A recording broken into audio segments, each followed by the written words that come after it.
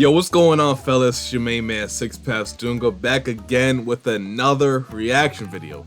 Okay, so basically, chapter 29 is about to drop in a few days. I mean, we're about to get spoilers, so everything is about to start ramping up. The sneak peek, if we get one, as I'm recording this video, we still haven't got one for some reason, but if we don't get one, hey, it is what it is. The spoilers are gonna drop in a few days anyway, so we're all good, right? But I've been talking about the timeline in the last couple of my videos. More specifically, the timeline that has to do with Ada and Himawari, quote unquote, dying. And basically, I talked about the possibility of things going a different way because of them trying so hard to keep things from happening a certain way. For example, I said the fact that they're trying to keep Ada alive so bad could probably cause another future where Ada gets turned into a Shinju, other than dying. I always think the concept of time is like undefeated. If you prevent one thing from happening, it could cause a chain reaction which can cause another thing to happen. And as it pertains to where we're at in the story right now, that exact thing can happen. And that leads me to this video right here. So before this operation started, Himawari was set to die because of Mamushi. She was probably going to be killed by Mamushi if Inojin didn't learn his new jutsu. And we gotta realize, the timeline has changed so much that Himawari dying to Mamushi can be like a thing of the past, but what actually can happen is her dying by something else. So like I said, that leads me to this video. Momoshiki killed Himawari. The dark timeline's biggest secret finally revealed. Now, as we all know, Boruto and Momoshiki are in alignment with each other. So I don't know if we're just gonna upright and see Momoshiki try to kill Himawari, because it probably wouldn't make too much sense since Momoshiki does believe once Boruto kills all the Shinju, he's gonna get what he wants anyway. But the title kind of caught my attention and I thought, you know what, I'm gonna bring this reaction to you guys and, you know, give my opinion, and that's gonna be it because I just like doing reactions. But anyway, Shark Anime, I'm gonna leave the link to his channel down below in the description. I have reacted to him several times in the past, you know. Makes pretty good content, so I thought we'd just check out the video. But anyway, without further ado, let's hop right into it. Momoshiki is the one who actually killed Himawari. Or perhaps more accurately, Jura is not the one who killed Himawari in the dark future timeline that Kashin Koji saw. Yep, I'm Nim without the E. Okay. Let's talk for a moment about Himawari's dark fate in the future. A title that I think is really interesting, and I think there's something wrong here. After seeing how Himawari's dark fate is to die in Inojin's arms, I think this is not what we thought before. Or maybe it's more accurate to say what I said in the previous video. And now what I want to say is try to pay close attention to the details in this panel. Do you find anything suspicious? To be honest, I'm hesitant. Hold on, let me say something. A lot of people, and I mean a lot of people, more than I thought, was just saying over and over again, oh, Jura is about to come to Konoha while Mamushi is fighting everybody else. Mamushi is the distraction. That's not the case. There's probably no future where Himawari dies to Jura right here.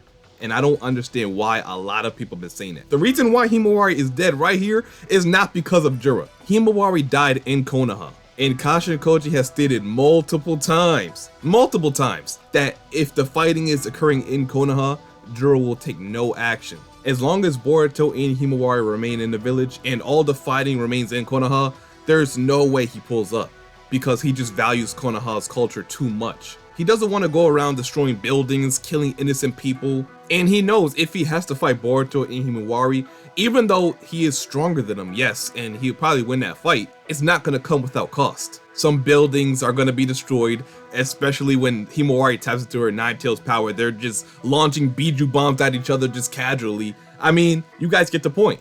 As strong as Jura is, he knows that those two are not weaklings. Koji knows this, Jura knows this. So, I mean, there's no reason for you guys to think that Jura is going to come to Konoha. I mean, I just want to make that straight. I know a lot of you guys already know that, but for the select few people that did kind of say that in my last video where I went over the hot takes, there goes your reasoning.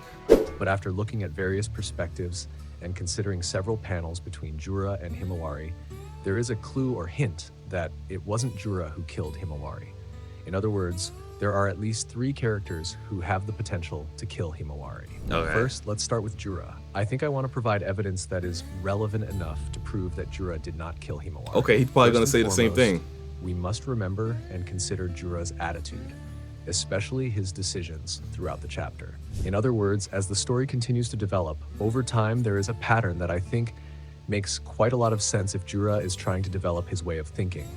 We know that, as Koji or Shikamaru once said, they are entities that do not possess evil intent, or more simply put, they are innocent. Therefore, there is an attempt to tame them by treating them kindly as friends. But that is not the main point, because at the very least, their instincts and their way of thinking, especially when it comes to making decisions, are clearly very different compared to when they were first born into this world. Because among the various Divine Tree humans, especially Jura, who has an interest in several concepts possessed by each individual human and conducts various research on love, Jura's nature and behavior begin to lean towards something that is not entirely feral, like an animal driven solely by the ambition to prey on its target. And that's why I said the future where Ada gets devoured is probably more likely to happen than not. Just strictly talking about Ada right here, because as it pertains to Jura, I think we all know why Jura is not going to like pull up the Konoha, or why he didn't kill Himawari in that frame. And I'm pretty sure in that frame, Himawari died in Konoha during the Mamushi operation. Otherwise, Kashin Koji probably wouldn't have brought it up. So that right there just eliminates Jura from coming to Konoha and killing Himawari.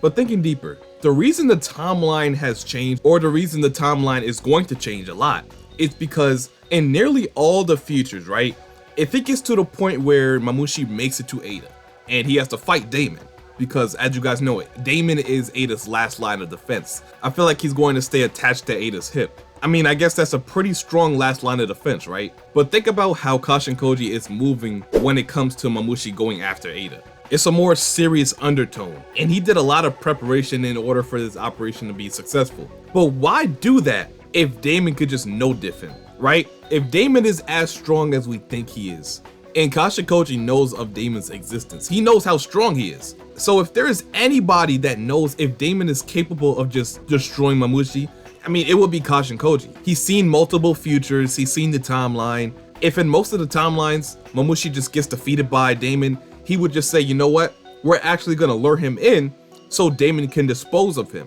The fact that the plan is not that tells me that the chances of Damon defeating Mamushi is probably less than, I would say, 50%. So there is something about Mamushi that Damon just cannot overcome.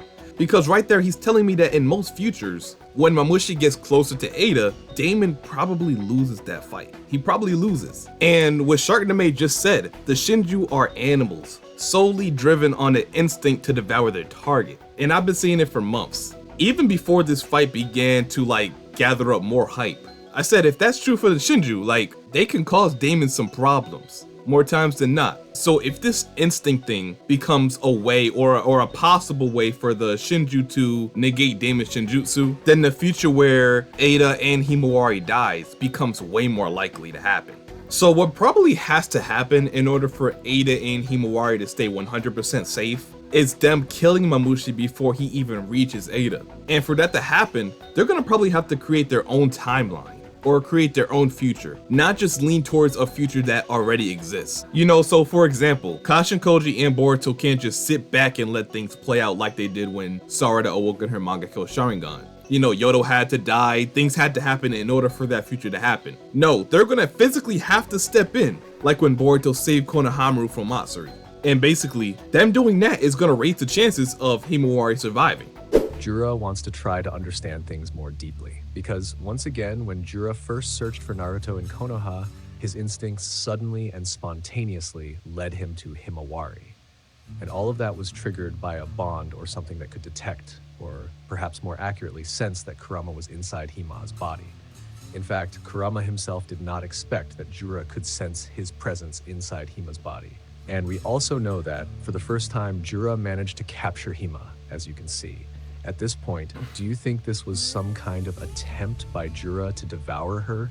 And regardless of the fact that, thanks to Boruto, Himawari managed to survive, do you think Jura truly intended to kill Himawari right then and there? I mean, I know that if in Chapter 11 Himawari were to lose and die at Jura's hands, that would obviously be something absurd. But what if we consider it the same way Jura fought Kawaki? And at this point, we know that Jura isn't really serious, because in reality, there are several topics or research that he wants to find out about. Like I said, fate is undefeated. I mean, I don't think that Kashin Koji has said this, but there was probably a future where Himawari died in Konoha around Chapter 9, when Jura and Hidari first came to Konoha. But obviously, she survived through the efforts of Team 10. but we don't know if that encounter was because of a change in the timeline. So basically what I'm saying is, we don't know if the fact that Kurama was in Himawari was because of a change in the timeline. At first, right, if you paid attention, when Boruto first came to Konoha, and Shikamaru told that Himawari was in association with the Ninetales, Boruto kind of gave a sudden, surprised reaction to hearing that news. And even Koji started thinking a little bit hard, like, the Ninetales, like, is that supposed to happen? We don't know if it's supposed to happen. In fact, the only people that know if that's supposed to happen is Boruto and Kashin Koji. But just going off their reactions, we can kind of deduce that this might have been a result of a change in the timeline. And we won't know for sure until obviously Koji tells us sometime in the upcoming chapters or something like that. But Jura going after Himawari could in fact be due to a change in the timeline. Or her surviving could be that change, because the Ninetales power is what drew Jura to Himawari. At first he was at Naruto because he thought he still had Kurama, but once he found out that Himawari had Kurama, he started to go after Jura. But in chapter 23, when Kawaki fought Jura, we found out that Jura still wants to devour Naruto. Like, he's still being targeted. So the driving force behind that wasn't just Kurama. Jura is just hungry for more and more knowledge. So answer this question. If Himawari didn't have Kurama, would Jura not even care about her anymore? Because if he still cared about her, then obviously she would have probably died during their first encounter. But the fact that she didn't die definitely means something. Like I said, fate is undefeated. So if you don't die here, but fate deems it necessary that you die, that fate will be carried over to a later time. The same thing happened with Boruto. Kashin Koji already said that Boruto was supposed to die to Jura. And he almost died multiple times to Jura. The first time he almost died is when he got sniped back in, like, what was that, chapter 12? And then Boruto obviously lived through that. The second time he almost died was when he fought Jura one-on-one. He was about to get killed, then Kawaki saved him. Boom, he survived again. And like I said, if fate deems it necessary that you die, death is going to follow you until it catches up to you. And it could be the same for Himawari. Death could be chasing her. She was probably meant to die in chapter 9. That didn't happen because of a change in the future. So now it gets carried over to the Mamushi situation. And right now in the story, they're actively trying to change that future where Himawari dies by Mamushi. And until they do that, it's going to happen all over again until they exterminate the Shinju. Even though Jura has ambitions and instincts as a wild animal, he now has the intellect and mind to find out based on his desires as an entity that has awakened his ego. And if we consider the dark timeline where Himawari dies, wouldn't it be very unreasonable for Jura to kill her? First, if it was because of Jura, I think Himawari should have ended up like Sasuke and some other shinobi, right?